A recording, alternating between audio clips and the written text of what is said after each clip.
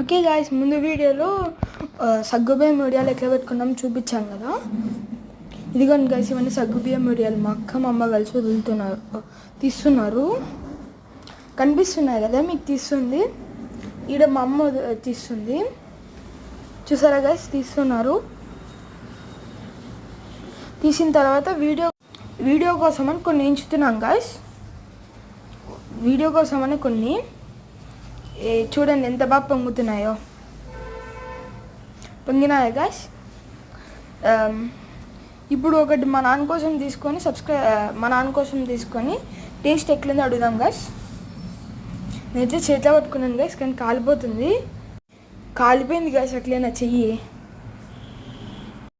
Okay guys, మా నాన్నకి ఇస్తున్నాను.